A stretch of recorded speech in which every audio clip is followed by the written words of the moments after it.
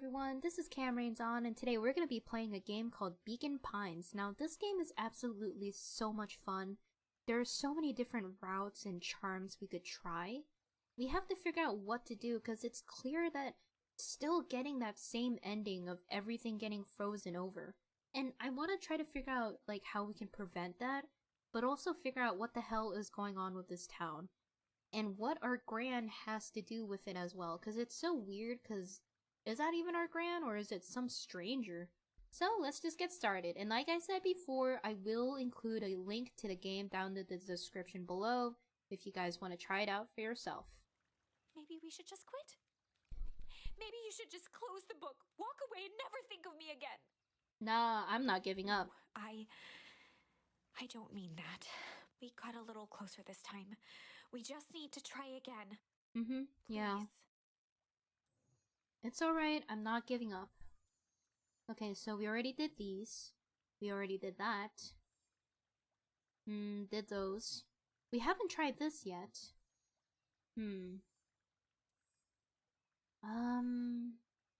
So we haven't tried chill or sly. And this is the interrogation. I'm kind of curious to see what would happen if we did flight. Now, you gotta remember, this is the route. Well, Rolo is not even here. He's like taken somewhere or something, and he's talking to us through the walkie-talkie, and we have Iggy and his face is totally like deformed. So yeah, let's just get started, because I want to see what happens if we chose flight. And this is the freaking option where all the red pandas were gonna kill us. Luca drew himself up and decided to take the only option they had left. Flight. How are they gonna run away from He this? down the barrel of the mission control defense cannon, aiming it through an opening in the dense tree branches. Oh.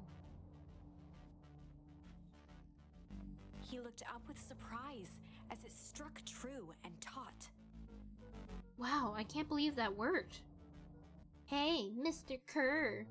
We'd love to hear your thoughts, but I'm afraid we have places to be. Come on, Iggy. See ya, jerks.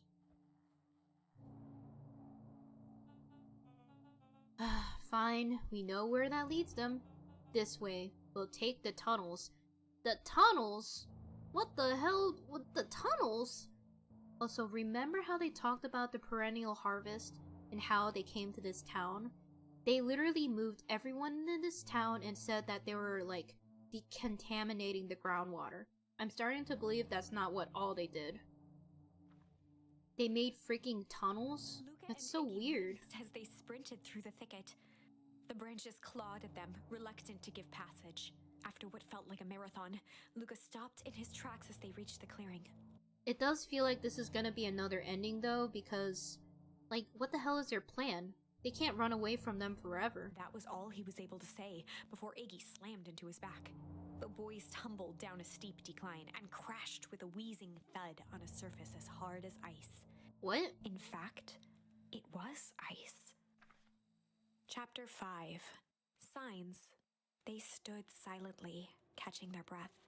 The sky was like sapphire. With each breath, a plume of steam escaped from Luca's lungs. Let's keep moving.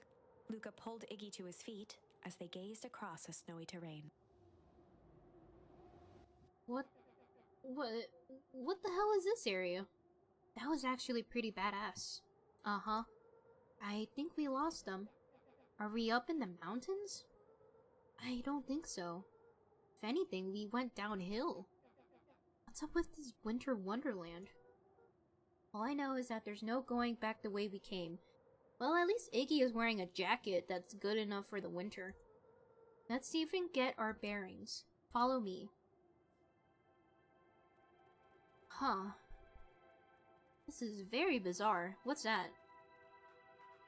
Luca, are you there? I'd almost forgotten the walkie-talkie he was carrying. Ah, it's that bozo Kerr. Wait, is it? I hope nothing bad has happened to you out in those woods. Luca looked at Iggy with hesitation. No need to be rude. Resigned sigh, Luca responded. Seems like the only dangerous thing in the woods is you. He speaks, the young man of the hour. Also, I'm kind of worried that this walkie-talkie has GPS. Maybe it doesn't. It does seem rather old. Now, how in tarnation did you end up with one of our radios? But it's also concerning because it has to be in a certain range for it to work, which means he's kind of nearby? Or maybe it has a really big range. I don't know, man. Just lucky, I guess. Boy, howdy, you Van Horns are full of surprises, aren't you? Oh. You knew my parents? Well, I never had the honor of meeting your father, but your mom sure was a handful. Luca winced, shoving the walkie-talkie back into his pocket. He said was. We gotta keep moving. Oh, God, I hate this so much.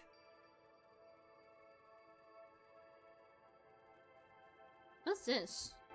A disc of smooth metal was lightly covered in snow. Two faint seams were visible along the surface. A manhole cover? If it is, I've never seen one like it. I guess I can't do anything about it. Uh-oh. What's the readout? Sitting just above 258 Kelvin. I was gonna say, this kinda looks like the sign where it says Beacon Pines on it.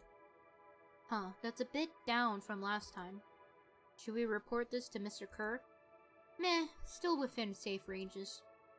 Might be spreading, but it's now under control for now. Even a small nudge in the equilibrium could cause a cascade.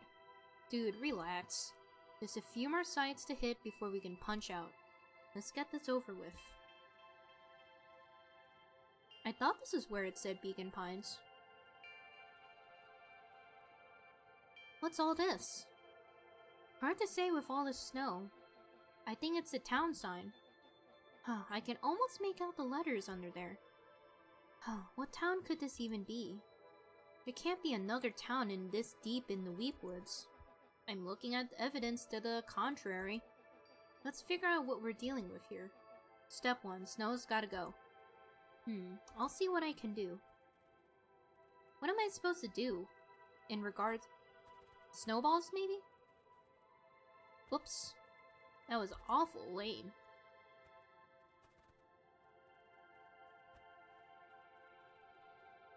Welcome to Beacon Pines. The boys stared in disbelief at the sign that now clearly read, "Welcome to Beacon Pines." Yeah, I said that it looks like the sign. That doesn't make any sense. We're in Beacon Pines? Wait. I gotta think about the timeline, because it can't be the festival yet, but it's clear that this place looks frozen over, so I don't really know what to think of that. It's honestly a little kind of confusing. How's that possible? We ran away from town. How did we get back here? Maybe we got turned around? Where did all this snow come from? Well, it's been colder than normal lately. There's a pretty big difference between sweater weather and this Arctic hellscape. The puddle we fought at before. It was cold too. Maybe all of this leads to one source. You think it's related? What the hell is going on? Huh, we gotta get you some answers. Let's keep moving. Yeah, it's frozen over. But the sign is gone. Well, it's not frozen over exactly. It's more like a lot of snow. It's all frozen. Down at the frozen stream, Luca could faintly see a school of minnows encased in the ice. Huh, whatever happened here, it happened fast. The fish didn't even have time to run. Or, you know, swim run. Huh. The crunching of footsteps trailing Luca went hush.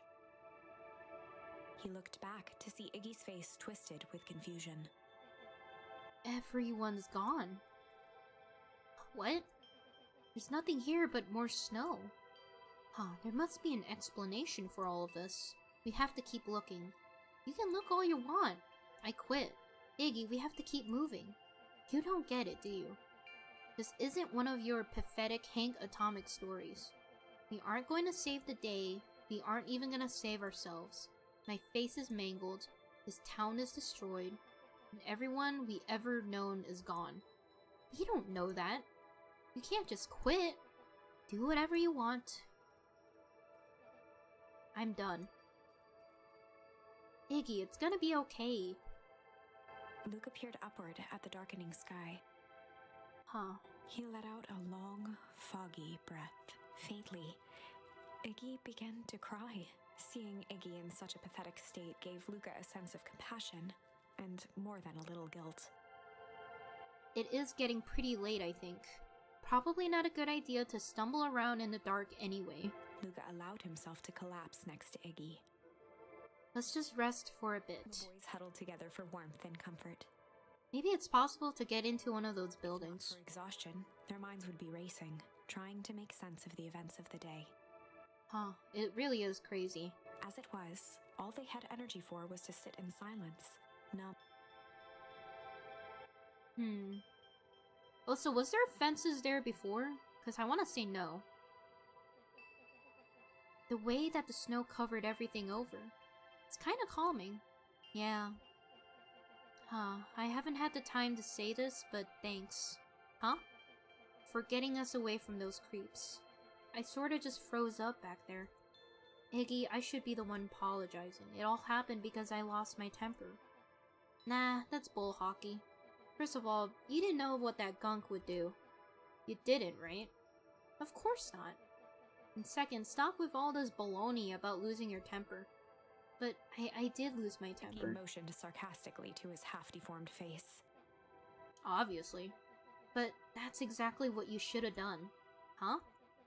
I was being a horse's ass. You were supposed to be a horse's ass in response. That's just how it works. Iggy, I'm having a hard time following. I mean, he was bullying you, so it's better to, you know, fight back, I guess, but maybe not in the sense that you did. You wanted me to fight you? Of course. Geez, you goody-goody types take forever to understand this very basic point. Why would you go around saying cruel things trying to get in fights? He shrugged. It's just something I do. You're an asshole because you're bored? Sometimes I just feel empty. You wouldn't understand. You and Rolo are always having a blast together. Laughing and calling that dinky little treehouse mission control. Now wept openly. He sounds pretty jealous. Perfect little Luca Van Horn. With his perfect little life. What do you mean? I literally lost my family. What are you talking about? My life is not perfect. Everyone in town likes you. Not everyone. Hell, that new girl hasn't even unpacked yet, and even she already likes you. You have Tish. Well, all she says is yup. He wiped his nose with a sleeve. I love Tish. Tish is great. But she ain't exactly the world's greatest conversationalist, you know? Luca gave a warm chuckle. I get that impression. He cleared his throat as he wiped his eyes. It must be raining out here. Yeah. Iggy arched into a wide yawn. We should probably try to get some sleep. Yeah. Let's just lay low for now. Tomorrow we'll get to the bottom of all of this. Luca's eyelids began to slowly drift shut. Luca? Yeah? I always did want to see the inside of your dinky little treehouse. What did you think? Not bad. I'll give you the full tour when we get back. You know what? That's all Luca could whisper before succumbing to sleep. Iggy snuggled in some more. When it comes to the worst days of my entire life, this one wasn't half bad. Wow. The house smelled of warm bread. Huh. Oh, this is another dream. I swear to God, is this gonna be a nightmare again? Luca was playing with toy blocks on the living room rug. He looked up to see his parents on the couch. His mother held his father's head in her lap. She idly stroked his hair while humming a song. Well, it sounds pretty wholesome so The voice far. behind Luca spoke. This is how you remember them, huh? What? Who is the Luca voice? turned to see his own face. The doppelganger from his dreams. Oh, the Still older guy. clad in a yellow hazmat suit, still carrying a look of disdain behind empty eyes. Aww, look at this perfectly cozy scene. You know it wasn't really like this. What? The figure picked up a toy block and inspected it. It's amazing the facades that one can build given the right materials. Not that I blame us.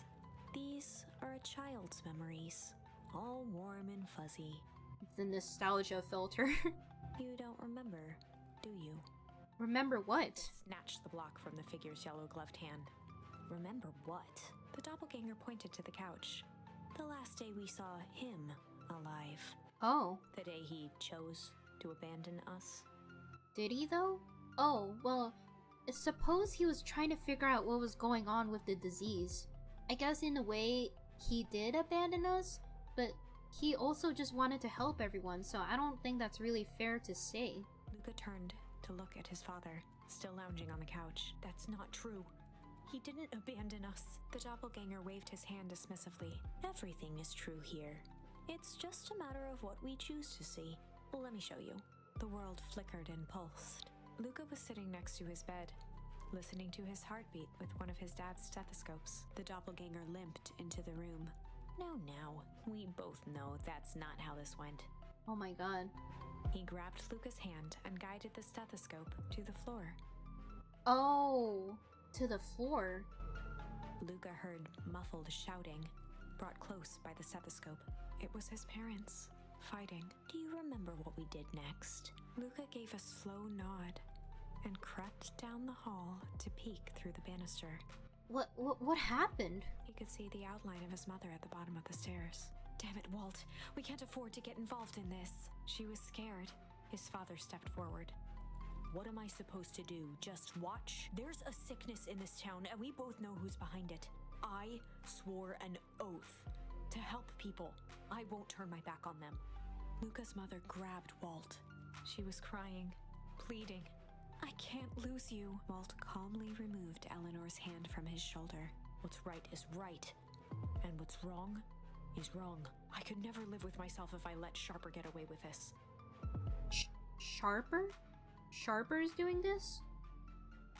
You know, I'm just saying, we don't know what's in that fertilizer. And since that fertilizer is used for the plants, it might be affecting the plants, and a lot of them tend to eat stuff from the plants. So maybe that's how the sickness is happening? Eleanor raised her voice. Spare me your bullshit platitudes. What about our son? Luca flinched, dropping the stethoscope down the stairs. Oh. Walt turned with a panicked smile. Luca, is that you, buddy? With tears in his eyes, Luca descended the stairs. Oh, God. Mom? Dad? What's going on? Walt dropped to a knee to meet Luca eye to eye. Nothing, buckaroo. Your mom and I just got a little overexcited is all. Oh, God. Luca placed the stethoscope against his father's chest. His heart was racing. It sounded like you were going somewhere? Walt gently removed the device from Luca's ears. Listen to me, Luca. I have some business to take care of. Oh, God. I'll be back in time to tuck you in.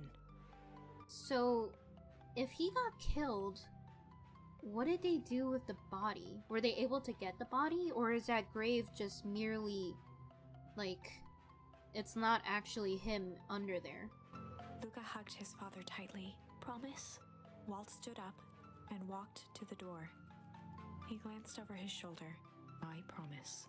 With a wink and a grin, he put on his hat and strode out into the evening sun.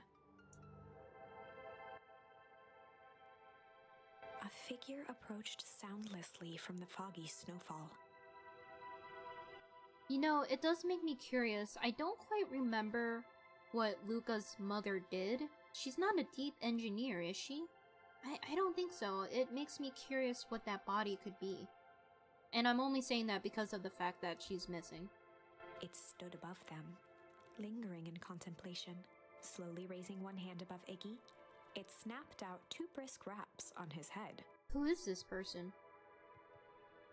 From a deep slumber, Iggy sprang up defensively.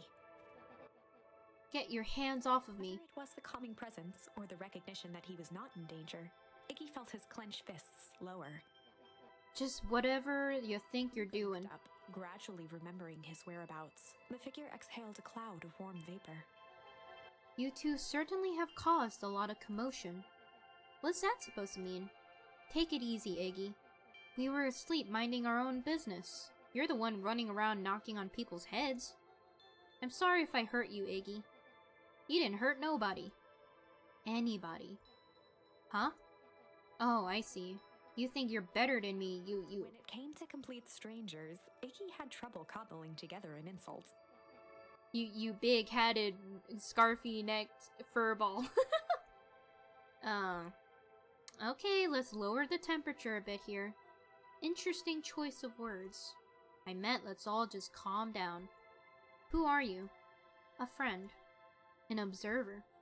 A hitchhiker on the infinite expanse of possibilities. Okay, how about a name?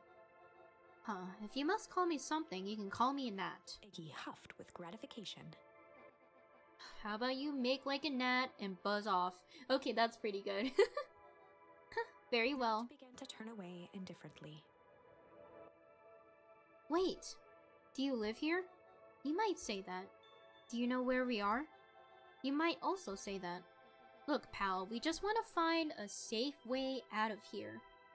You gonna help us or not? Before knowing how to leave, one must know where they are. Alright, that does it.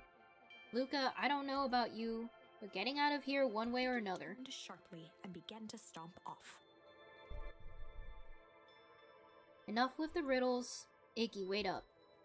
Realizing he'd worn their patience then, Nat relented. Very well, I suppose this isn't the time for metaphors. I'll show you how to get back home. And Iggy turned around with hope in their eyes. Come here. Nat took a deep breath in. Close your eyes. Nat exhaled slowly, then snapped his fingers. Okay, open them. What the fuck? For a brief moment, Luca and Iggy let themselves believe that some great magic was about to unfold, until they opened their eyes and found themselves in the exact same place. I'm confused. Cold and disheartened. This is your home. This is Beacon Pines. Look, Nat, we don't know how we got here. Maybe we stumbled through some time travel gate in Leapwood. We teleported to some alternate universe. Or this is all some sort of cruel experiment by Kerr and his goons. But this is not our home. You're inching closer and closer to the truth. Well, that sounds like that last part. At last, the reality is much less fanciful. Just give it to us straight. So be it. As I said, this is Beacon Pines. The original true Beacon Pines.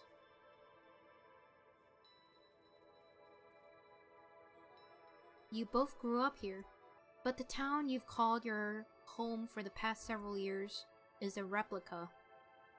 What the hell? A remarkable achievement of engineering, to be fair. Oh, well, they did say that they made us move to a different town for a little while after, you know, when the harvest perennial came. But a replica nonetheless. That's impossible. This is too much work. You need like a whole town to replicate a whole town. Indeed, to pull off such a feat would require immense labor power. That which would be moved, and which could not would require a precise duplicate. We would have noticed. Someone would have noticed. You'd think so until the auditing was impeccable. A mind-numbing attention to detail. As for the innumerable trivialities which complete the tapestry, well, you can leave that to the miraculous thing we call a brain. It has a real aversion to discontinuity, a revulsion even.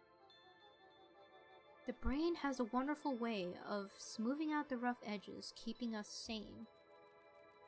They looked around uncomfortably. Also, I'm surprised the narrator didn't say that. So you're saying that someone made an entire new town, moved all of us, and no one noticed? Precisely. But why? Why is the one question that never can be answered with certainty. The best one can do is to uncover. He narrowed his eyes, furrowed his brow, and uttered, The source. Why'd you say the source like that? Why indeed? began to laugh uncomfortably. Oh wait, this is the route where they don't even know about the source, because the source was something that Mr. Tolliver mentioned. It's all ridiculous. There's no way they could. Looked down at his feet, His eyes started back and forth in contemplation. With a sudden pain, a thought struck him. If this really is home, is he going to the treehouse, maybe? I don't even know where the treehouse would be. Nat called out. Oh, he's going to go find the grave. Iggy, it's not too late to turn back. Simply head west through Weepwood.